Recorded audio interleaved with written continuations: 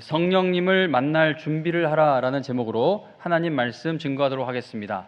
역사를 보면 터닝 포인트, 즉 전환점이라는 것이 있습니다. 어떤 사건이 계기가 되어 역사의 흐름이 바뀌게 됩니다.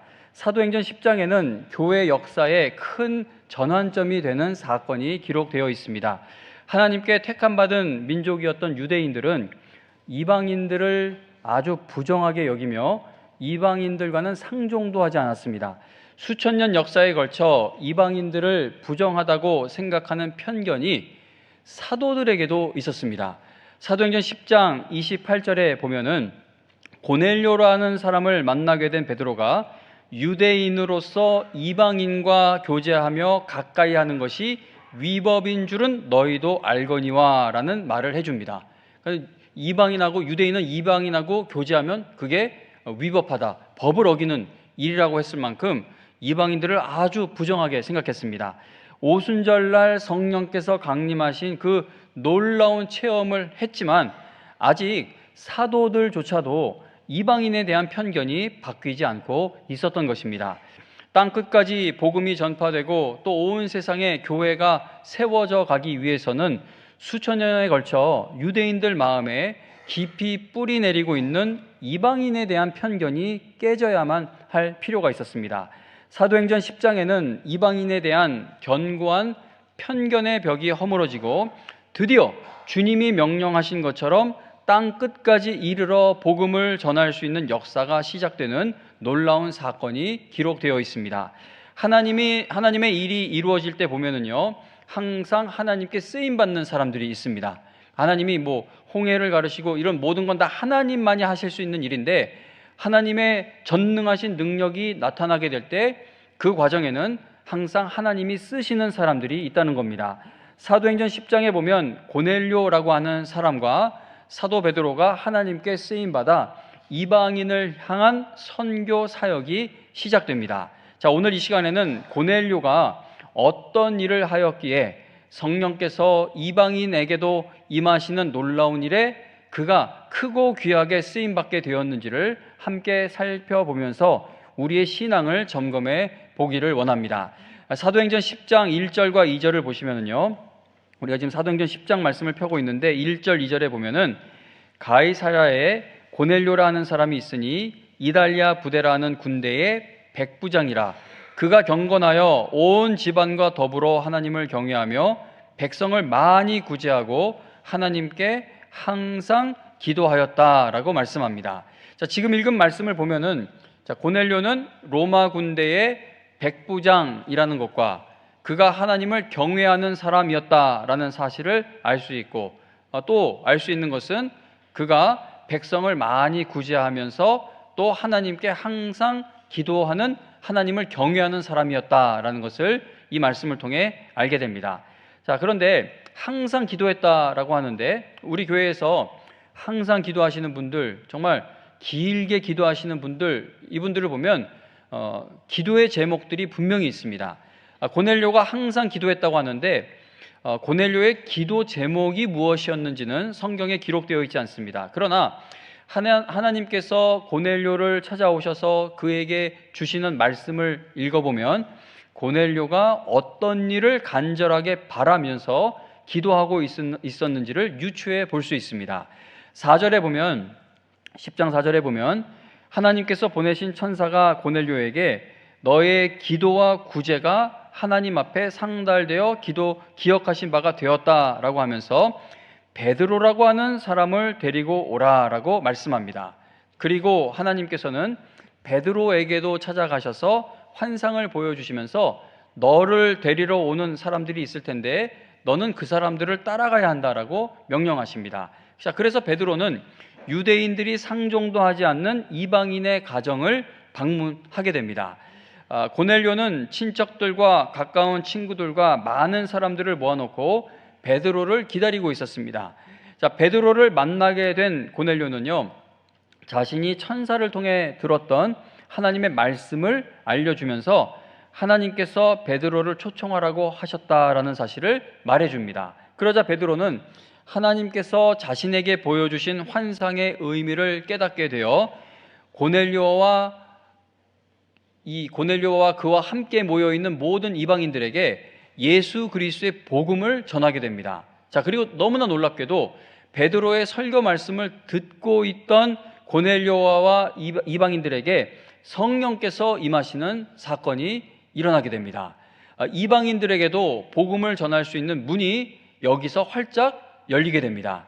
자, 고넬료가요, 어떤 기도의 제목을 가지고 항상 하나님께 기도하였는지 성경에 기록되어 있지 않습니다. 그러나 하나님께서 베드로를 고넬료에게 보내셔서 예수 그리스도의 복음을 깨닫게 해주는 설교 말씀을 듣게 해주시고, 그리고 그에게 성령님을 보내주신 것을 보면은 하나님을 더욱 깊이 알아가는 것이 고넬료의 간절한 소원이었다라는 것을 알 수 있는 것입니다. 자, 만일 고넬료가 세상에서 더 잘 먹고 잘 살기 위해 그래서 항상 기도하며 그래서 선한 일을 하고 있었던 사람이라면 베드로가 방문해서 예수 그리스도의 복음을 전하였을 때 그 귀한 말씀에 별다른 반응을 보이지 않았을 것입니다. 예전에 제가 이런 이야기를 들려드린 적이 있어요. 박영선 목사님이 어느 기도회에서 어떤 집회에서 예수님을 잘 믿는다고 해서 세속적인 복을 받는 게 아니다, 뭐 부자 되고 건강하게 되고 뭐 그런 복을 받는 게 막 그렇게 말씀하니까 저 뒤에서 듣고 있던 장로님 한 분이 벌떡 일어났더니 그러려면 뭐하러 예수 믿어? 그러고선 나가셨다라는 그런 이야기가 있는데, 만일 고넬료가 어떤 세상의 것을 얻기 위해 항상 간구하고 있던 사람이라면 하나님이 베드로를 보내주셨을 때 하나님이 보내주시는구나 하고 기다렸다 할지라도 베드로가 전하는 말씀을 듣고 이게 뭐야, 내가 바라던 거, 내가 원하던, 내가 기도하던 그게 아니잖아 하고 쳐버렸을 것입니다. 그러나 고넬료는 하나님 만나게 되기를 갈망하며 그래서 구제하고 항상 기도하고 있었기 때문에 하나님께서 베푸신 놀라운 은혜가 그에게 기도의 응답이 될 수 있었다는 겁니다. 하나님의 은혜를 갈망하는 사람에게 나타나는 가장 큰 특징 중에 하나는 겸손한 모습을 보이게 되는 겁니다. 하나님을 만나기를 갈망하고 있던 고넬료는요, 너무나도 겸손한 모습으로 하나님이 보내신 베드로를 영접하게 됩니다. 고넬료는 로마 군대의 백부장이었습니다. 당시 로마에는 워낙 높은 계급이 많았기 때문에 뭐 백부장은 그렇게까지 높은 위치는 아니었다고 합니다. 오늘날로 말하자면 뭐 중대장 정도 된다라고 그렇게 보는 목사님들도 있습니다. 그러나 이스라엘에서, 로마가 아니라 이스라엘에서 백부장이면 그 위치는 대단합니다.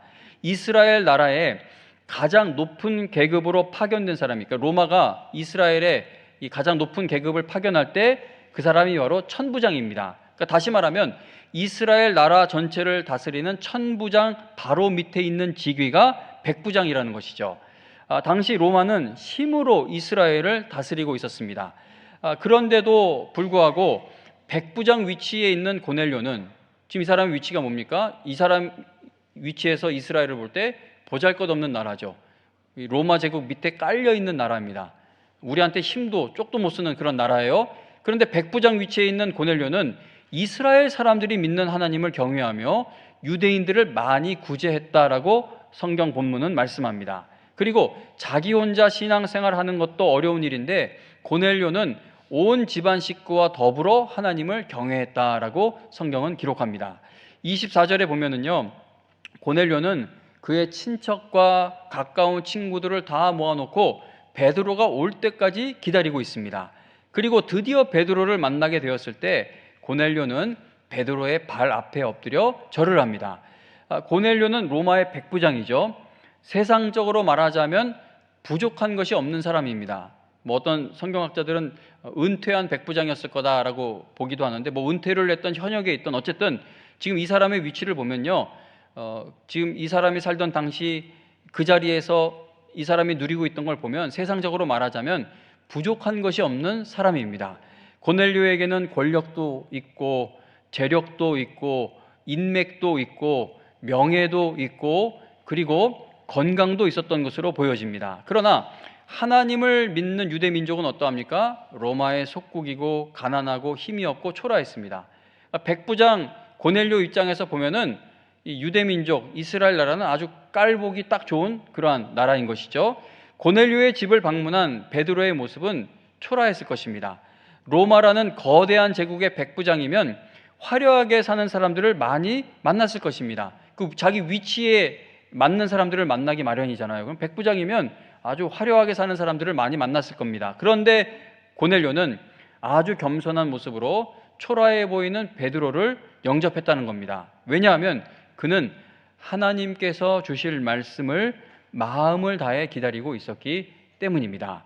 이방인에게도 성령께서 강림하셔서 세계 선교의 문이 열리게 되는 이 놀라운 일에 고넬료가 쓰임받을 수 있게 되었던 것은 그가 로마 제국의 백부장이라는 높은 위치에 있었기 때문이 아닌 것이죠.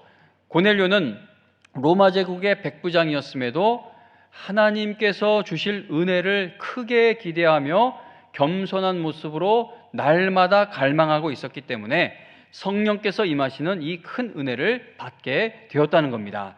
마태복음 5장에 보면은요, 심령이 가난한 자는 복이 있나니 천국이 그들의 것이며 의에 줄이고 목마른 자는 복이 있나니 그들이 배부를 것이라고 예수님께서 약속하십니다. 교회를 수십 년을 다녀도 하나님을 깊이 만나게 되는 것에 대한 갈급함이 없고 성령 충만의 은혜를 구하지도 않고 있으면은요, 신앙은 늘 제자리를 맴돌게 됩니다. 이 신앙의 성장, 하나님을 알게 되는 것이 그냥 교회를 오래 다닌 것으로, 아니면 집사에서 권사가 되고 장로가 되고 전도사에서 강도사가 되고 목사가 되는 것으로 이렇게 앞에 붙는 직분이 바뀌는 걸로 10년, 20년 다닌 것으로 하나님을 만날 수 있는 거면 그건 참 좋을 것 같아요. 그냥 편하게 만나게 되겠죠. 그런데 전도사가 되고 목사가 되고 권사가 되고 장로가 돼도 하나님을 깊이 만나는 것에 대한 갈급함이 없이 살아가면요, 신앙은 늘 제자리 걸음을 하게 된다는 겁니다. 그러나 교회에 다닌 지 몇 개월 되지 않았어도 하나님의 은혜를 갈망하며 성령의 충만함을 구하는 성도는 살아계신 하나님이 나의 하나님 되심을 체험하게 됩니다.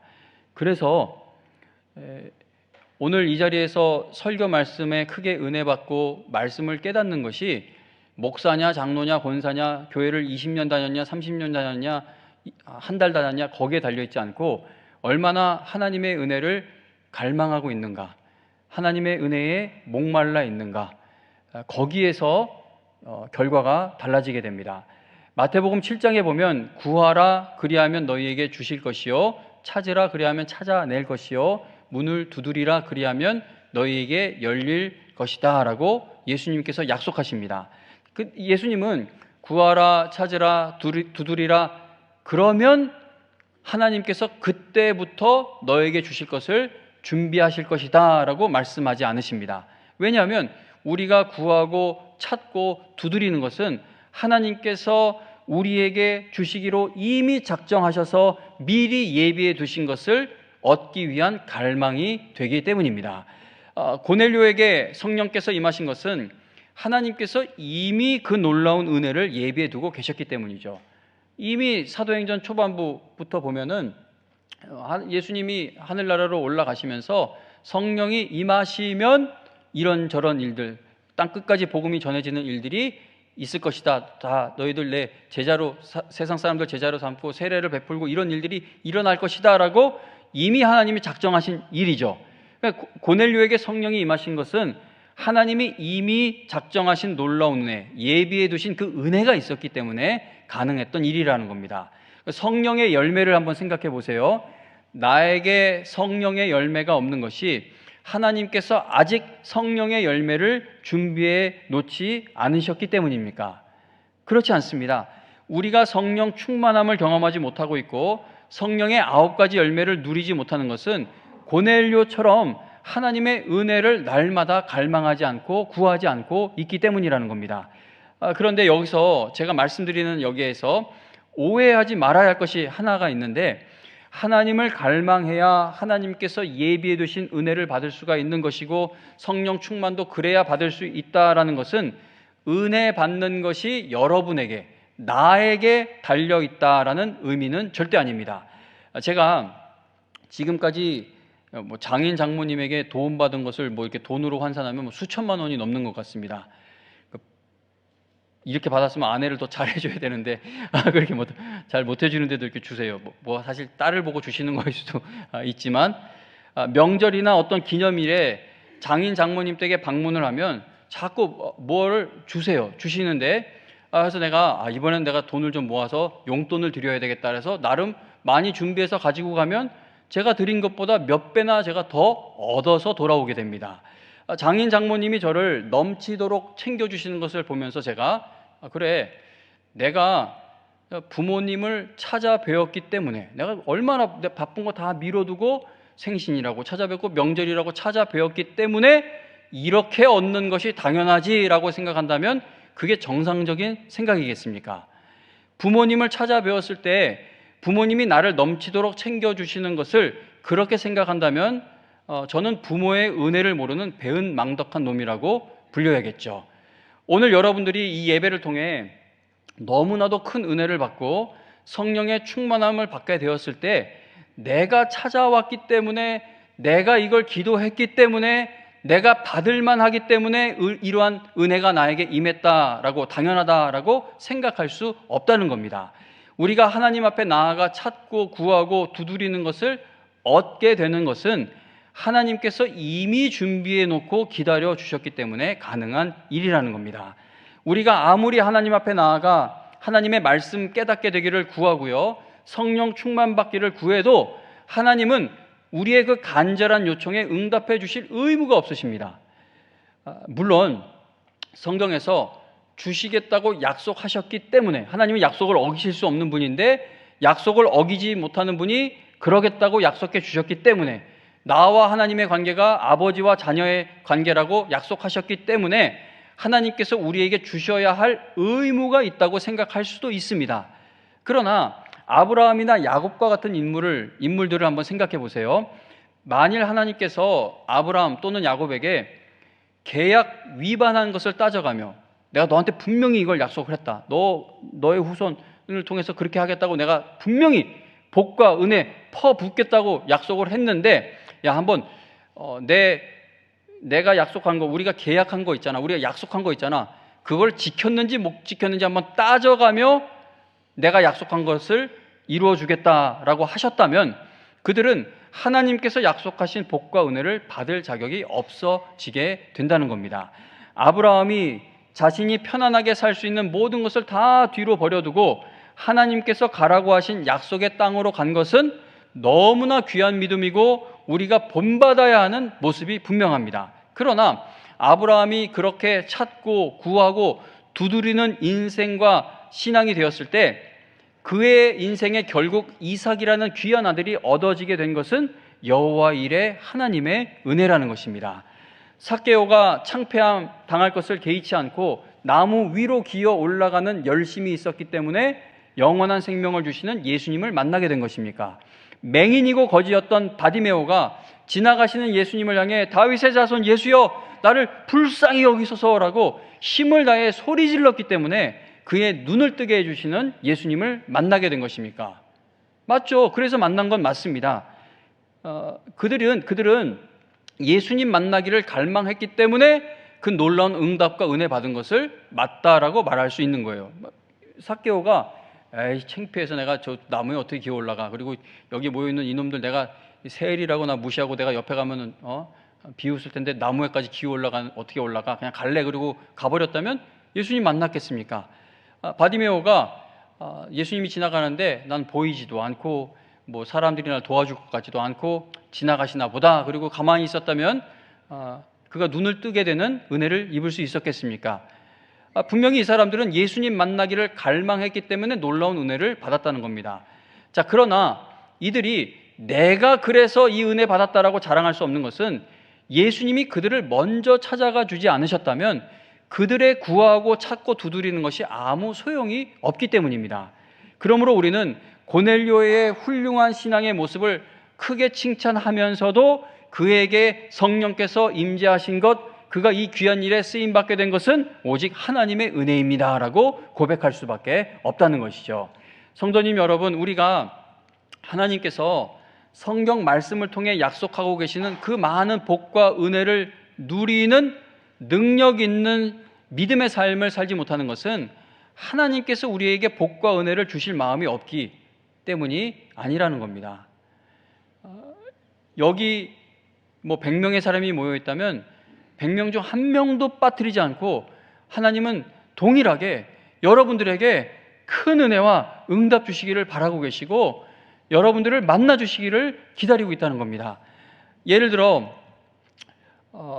하나님께서는 우리에게 성령 충만의 은혜, 성령의 열매가 열리는 은혜를 주시려고 이미 다 준비해 놓으셨을 뿐만 아니라 그 은혜를 부어주고 싶으셔서 늘 기다리고 계십니다. 그런데 우리가 구하고 찾고 두드리지를 않는다는 것이죠. 고넬료는 하나님을 더 깊이 알아가기를 갈망했습니다. 그래서 그는 구제를 한 것이고 항상 기도한 것이고 초라해 보이는 베드로를 만났을 때 그의 앞에 엎드리는 겸손한 모습까지도 보이게 된 것입니다. 하나님 만나기를 위해 갈망하는 모습을 하나님은 절대 외면하지 않으십니다. 고넬료가 애쓰고 힘쓸 때에 하나님께서 그 모든 것을 보고 계셨죠. 사도행전 10장 4절에 보면은요, 고넬료의 기도와 구제가 하나님 앞에 상달되어 기억하신 바가 되었다라고 말씀합니다. 여러분들이 은혜 받기를 간절히 바라는 마음, 성령 충만한 받기를 갈망하는 마음이 하나님 앞에 상달되고 있고 그리고 하나님께서 기억해 주고 계시다는 겁니다. 하나님은요, 한번 기억하신 일을 절대 놓치지 않고 반드시 이루어 주십니다. 성도님 여러분, 이 성령 충만의 은혜, 성령의 열매가요, 저 같은 사람에게도 열리는 걸 보면 여러분들 분명히 이 능력의 삶을 살 수 있다고 저는 확신합니다. 제가 진짜 못난 사람이에요. 정말 속도 좁고, 그래서 어떤 때는 밥 먹으러 오라고 하는데 그 인간 있으면 막 가기 싫고 그래요. 누군데? 그건 누군지 우리 교회는 아니에요. 그럼 됐죠. 우리 교회는 아닙니다.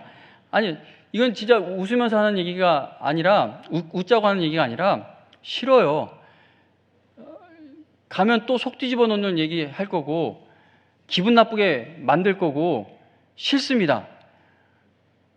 그런데 이거는 하나님을 믿는 사람이 가질 수 있는 마음이 아닌 것이, 가져서는 안 되는 마음이죠. 알아요? 근데 안 돼요. 그럼 이걸 어떻게 해야 합니까?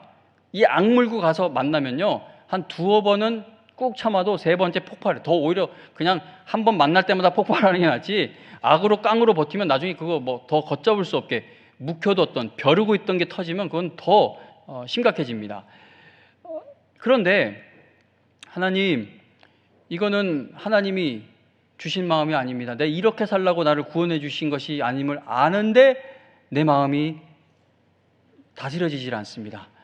나에게 보내신 보혜사 성령께서 이 마음을 누그러뜨려 주시고 예배 시간에 이 마음을 쳐주셔서 그러한 자리에 갔을 때, 그를 볼 때에 그가 여전히 나를 속을 뒤집어도 나는 그를 긍휼히 여기는 마음이 일어나게 해주세요. 이렇게 기도하면 단번에 되진 않아도요, 가장 못 참을 것 같은 결정적인 순간에 그를 볼 때 울컥하는 마음이 일어나도록 성령께서 역사해 주신다는 겁니다. 고넬료가 어떤 일을 하다가 성령께서 이방인에게도 임하시게 되는 이 놀라운 하나님의 역사에 쓰임받게 된 것입니까? 뭘 하고 있다가 이 일에 쓰임받게 된 것이죠? 하나님의 은혜를 갈망하고 있다가 이 놀라운 은혜를 받게 되었다는 겁니다. 성령 충만의 은혜는 그 은혜 받기를 갈망하는 자에게 임하는 것이죠. 그런데 하나님께서 어떤 방법을 통해 성령 충만의 은혜를 여러분들에게 부어주시는지 여러분들은 알고 계십니까? 만약에 하나님이 성령 충만의 은혜를 헌금 많이 내는 순서대로 주신다 그러면 일단 저도 순위에 많이 들지 못할 것 같아요. 아니면 성령께서 교회에 봉사하는 순위로, 하나님께서 성령님을 그 봉사 순위로 부어주신다고 하면 저도 설교는 하지만 막 청소하고 이런 거에 잘 참여 못할 때가 많기 때문에 거기서도 탈락이죠. 하나님께서 어떤 방법을 통해 성령 충만의 은혜를 주시는지 여러분들은 알고 계십니까?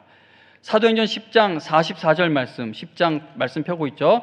10장 44절 말씀을 한 목소리로 읽어보겠습니다. 사도행전 10장 44절 함께 읽습니다. 시작. 베드로가 이 말을 할 때에 성령이 말씀 듣는 모든 사람에게 내려오시니. 아멘. 자, 지금 44절에서 성령이 오셨다는 걸 얘기하고 있고, 그리고 45절에서도 성령 부어주심 말씀이라는 말이 나오고 47절에서도 이방인들이 우리처럼 성령을 받았다라는 베드로의 고백이 있고 이렇게 성령이 오신 것을 이야기하는데, 그런데 44절에 보면 성령이 누구에게 내려오셨다고 말씀합니까? 말씀 듣는 모든 사람에게 내려오셨다라고 성경은 증언하죠. 그래서요, 사도행전 11장 1절에 가서 보면은 11장 1절에 보면은 유대에 있는 사도들과 형제들이 이방인들도 성령을 받았다함을 들었다라고 하지 않고 이방인들도 하나님의 말씀을 받았다함을 들었더니라고 말씀합니다. 그러니까 10장 44절부터 쭉 성령께서 이방인들에게 임하신 것을 말하고 있는데 11장 1절에서 성령 받음을 뭐라고 표현하고 있습니까? 이방인들도 하나님의 말씀을 받았다라고 표현하고 있다는 겁니다. 성령 충만함을 받을 준비가 되기 위해서는 하나님의 말씀을 들을 준비가 되어 있어야 한다는 것이죠. 하나님 말씀에 대한 갈급함이 없이는 성령의 충만함도 없고 성령의 열매도 없다는 겁니다. 그래서 어떤 때는 목사보다 우리 평신도들이 훨씬 더 성령 충만, 그게 그렇게 되면 안 되는데 그런 경우가 왜 발생하냐면 저희 목회자들이 말씀을 듣는 거에 더 약할 때가 많아요. 저 여러분들 가끔 아멘 할 때 깜짝 놀라요. 저기 어느 부분에서 지금 아멘을 하신 거지? 내가 뭘 놓친 거지? 저기서 어떻게 아멘이 나오지? 다시 돌려서 들어봐도 나는 모르겠는데 여러분들은 아멘을 하시죠? 이게 하나님 말씀에 갈급함이 없이는 성령의 충만함도 없고 성령의 열매도 없습니다. 그러면 지난 수년 혹은 수십 년간의 우리의 신앙생활을 돌아볼 수 있기를 바랍니다. 여러분들은 영적으로 얼마나 성장하고 성숙하셨습니까? 여러분 구원의 확신이 있으세요? 제가 미운 사람이 있으면 밥 먹는 자리도 가기 싫은 마음이 일어나는 건 이건 구원받은 사람으로서 가질 수 없는 마음이에요. 그 마음이 생기는데 구원의 확신이 있냐고 여쭤보고 이 얘기를 왜 말씀드리냐면 구원의 확신이 있으면 하나님이 싫어하시는 일들이 내 마음에서 일어날 때 그걸 계속 잡아내고 쳐내려고 애통해하게 되는데 그거 자체가 없다면 구원의 확신이 있는지를 한번 살펴볼 필요가 있다는 겁니다. 주님께서 오늘 다시 오신다면 천국에 갈 수 있다는 분명한 확신을 가지고 계십니까? 우리가 내방역에서 지하철을 타면 저 터미널 방향을 향해 가든지 저기 이수역 방향을 향해 가든지 두 방향 중에 한 곳으로 가는 지하철을 타게 되겠죠. 둘 중에 하나지 옆으로 딴 데로 가는 거 없어요. 지금 여기서 내방역에서 타면 우리 인생도 천국으로 가고 있냐 지옥으로 가고 있냐 두 방향 중에 한 방향으로 가고 있다는 겁니다. 그럼 여러분들이 지금 어느 방향으로 향해 가고 있는지 확신을 가지고 계시냐라는 질문입니다. 하나님을 얼마나 갈망하고 계십니까? 여러분들 영혼의 목마름이 있으십니까? 성도는요, 돈이나 건강이나 인기가 없어서 망하게 되는 것이 아니라 하나님의 말씀을 듣지 못하게 될 때에 망하는 것입니다. 하나님의 은혜를 사모하며 갈망하는 고넬료에게 성령께서 임하신 것이죠. 우리도 여러분도 하나님 만나기를 갈망하는 성도들이 되어 하나님께서 약속하신 성령 충만의 은혜 누리게 되시기를 바란다는 겁니다. 아모스 4장 12절에 보면 그러므로 이스라엘아, 아까 우리 사회 보시는 목사님이 읽어주신 아모스 4장 12절에 보면 그러므로 이스라엘아 내가 이와 같이 네게 행하리라. 내가 이것을 네게 행하리니 이스라엘아 너의 하나님 만나기를 준비하라 라고 말씀합니다. 하나님께서 너희한테 이 일을 행할 거야. 너에게 이걸 내가 베풀 거야. 부어줄 거야. 하시는데 그냥 냅다 부어주시는 것이 아니라 이스라엘아 그러한 하나님 만나기를 준비하라고 성경은 말씀합니다. 우리가 준비를 해야 하는 것이죠. 고넬료는 그를 만나기를 기다리고 계시는 그 하나님을 만날 준비가 되어 있었던 사람입니다. 그러한 고넬료에게 성령께서 임해 주신 것이고 그 사건으로 인해 이방인에게도 복음이 선포되는 그 은혜의 문이 활짝 열리게 되었다는 겁니다. 여러분들 삶에 전환점이 있기를 바랍니까?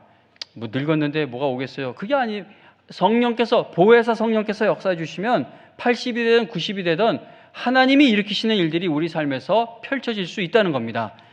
기대하자는 것이죠. 구하자는 것이죠. 여러분 모두 성부, 성자, 성령 하나님을 만날 준비, 하나님의 말씀을 들을 준비가 되어 있는 성도들이 되셔서 하나님의 영광을 위해 성령 충만의 은혜를 받으시고 그렇게 쓰임받게, 끝까지 쓰임받게 되시기를 주님의 이름으로 축원합니다.